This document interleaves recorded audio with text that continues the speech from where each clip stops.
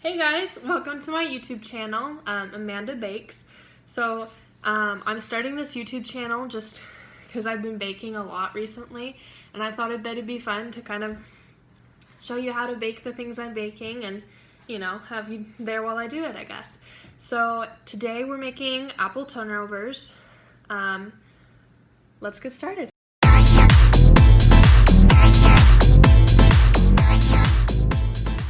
Okay, so before we get started, if you're excited to bake apple turnovers, then go down and hit the like button and subscribe.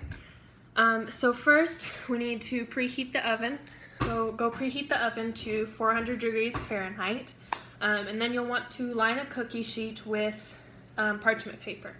And then you're gonna get a 2-quart saucepan, just like this one. And then what you wanna do is you get the apples. You need 4 apples. And you want to have them peeled and chopped. So for the sake of time, I've already done that. So I've got my peeled and chopped apples. And you're gonna put them in the saucepan. You also want 2 tablespoons of butter.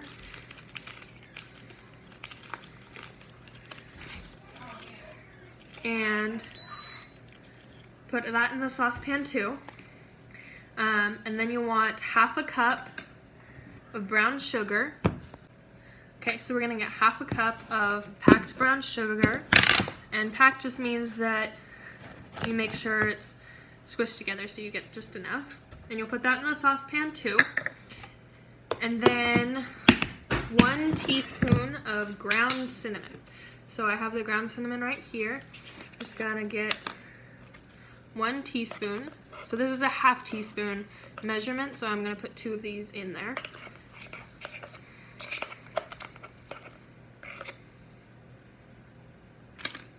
And then after that, you're going to want 2 teaspoons of cornstarch. So I've got my half teaspoon measurement again. I've cleaned it out, and I'm going to put 2 of these of cornstarch, so 1 teaspoon total, into the saucepan. And what you want to do is you want to heat it to boiling over a medium-high heat on the stove. So I've got my saucepan on the stove. It's on about a medium to high heat. And before you put that on the stove, you're gonna want to stir all the ingredients together. And then you'll just wait and let it heat to boiling. So what boiling means is basically that the butter's completely melted, and the cinnamon's all mixed in. And as you're heating it, you want to make sure to be stirring it at least occasionally, because you don't want all the apples to burn to the bottom, or for it not to get the cinnamon mixed around enough. And you also want the butter to melt over the apples evenly. You'll also hear when it's at boiling. If you can listen, you hear it start to kind of bubble. You can hear the simmering noise. No. So in the bottom of the pan, once you get a little bit into cooking, you'll see that it's starting to build up a little bit of water on the bottom of the pan. And that's good. That means that it's boiling, or starting to at least. So you want to have a little longer because the butter's not completely melted yet. And again, occasionally mixing it up. Okay, so now the butter's completely melted. So we're going to turn it down to a lower heat and let it simmer for about 5 minutes, or until it's like thickened and the apples are tender. And then we'll set it aside to cool slightly. Okay, so I've let it simmer for about 5 minutes, and if you take a fork and poke the apples, you can feel that they're tender because the apples will go right in, and you can feel they're kind of soft. So now I'm going to take it off the heat and just set it to the side and let it cool for a little bit. So the next step after it cools slightly is to get a work surface. I have a cutting board here just because it makes it a little easier and a little less messy. You're going to sprinkle it lightly with flour and spread it around. And then you want to get out the thawed puff pastry. You need 1 sheet of a frozen puff pastry that's thawed. And what you want to do is get it out and roll it out into about a 15-inch square, and then cut it into 4 smaller squares. So Right here I have my puff pastry. It's already about a 15-inch square. And you want to cut it into 4 smaller squares. So I'm gonna go get a knife. Okay, so I have my knife.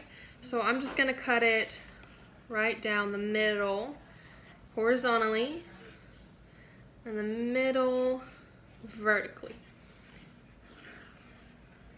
And then maybe use the knife to just space them out a little bit so they don't stick together as much. So now I have my 4 smaller squares. And then I'm going to get a brush and my egg wash. Okay, so I've got the brush and I've got my egg wash.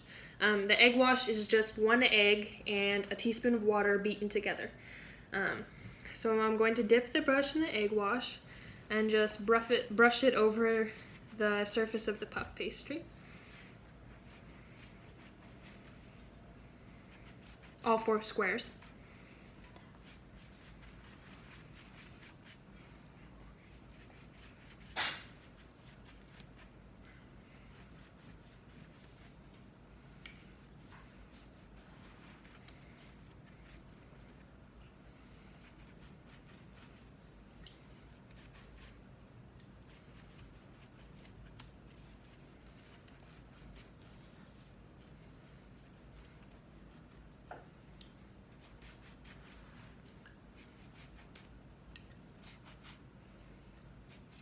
You don't want to drown it in egg wash, but you want to make sure that you get enough. So if there's any puddles or anything, make sure you spread those out across the puff pastry. Make sure that you didn't miss any big spots.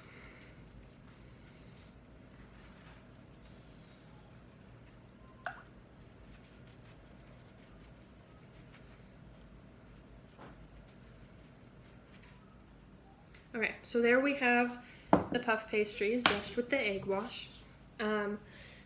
And then you're going to get a spoon and you're going to spoon the apple mixture onto the center of each of the puff pastries. So I've got my pan here and I'm gonna get a spoonful or 2 of the apple and put it right in the middle of each puff pastry square.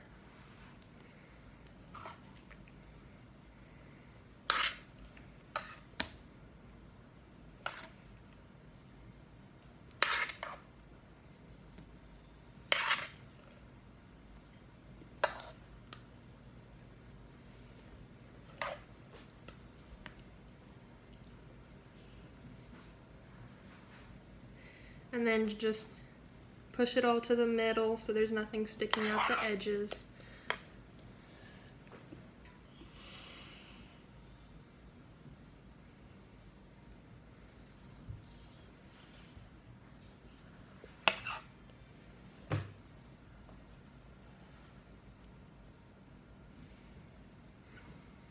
And make sure you have enough, or not too much, where you can fold the pastry over.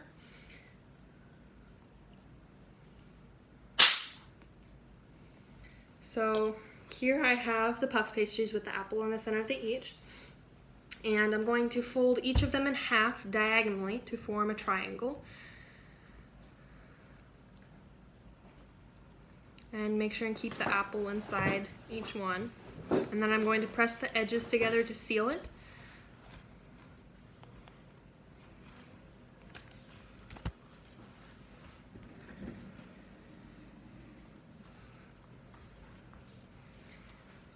And do that on all 4 of them.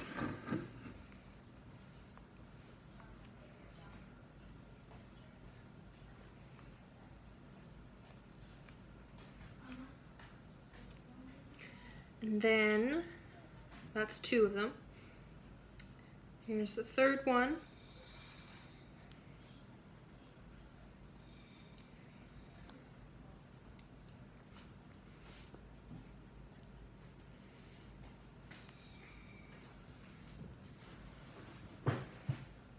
And then the last one. And you may have to stretch out the edge of the puff pastry just a little bit to make sure it goes over the apple, but make sure not to rip it.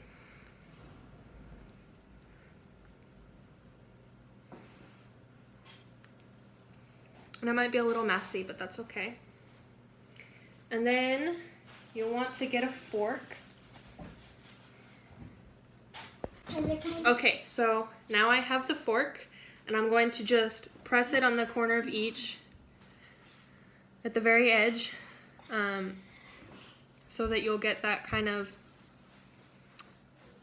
lined edge, and then that helps seal it better. And it's okay if some of the apple on the end squishes out, but try to keep it in the pastry.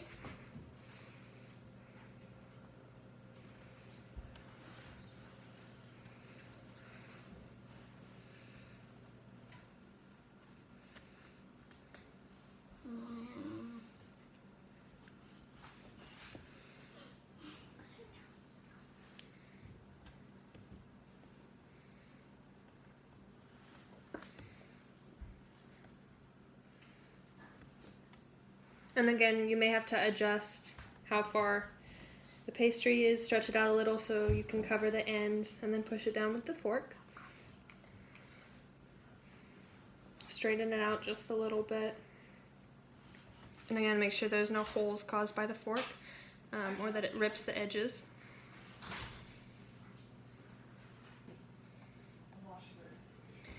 Okay, and once you've done that,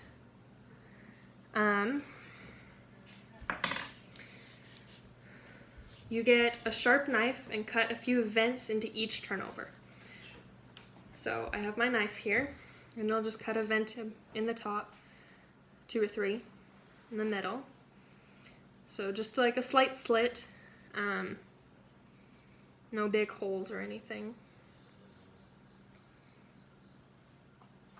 And that just helps it more evenly bake.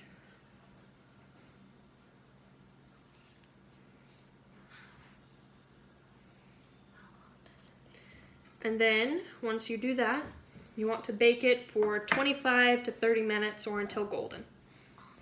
Make sure the oven is preheated to 400, and then go get the cookie sheet with the parchment paper you laid out in the beginning and put each of the turnovers on it, evenly spaced out.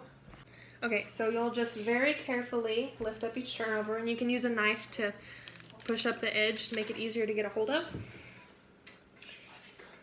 And then very carefully place them on the pan, evenly spaced out.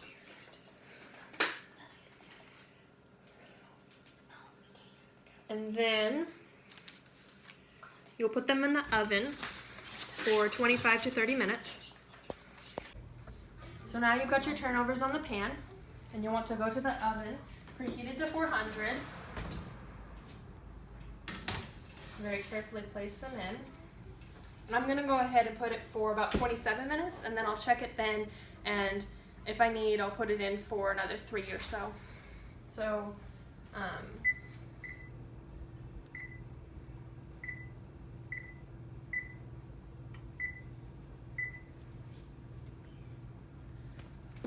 and then you can use the time while it's baking to clean up all your utensils and flour and everything and get your space clean again.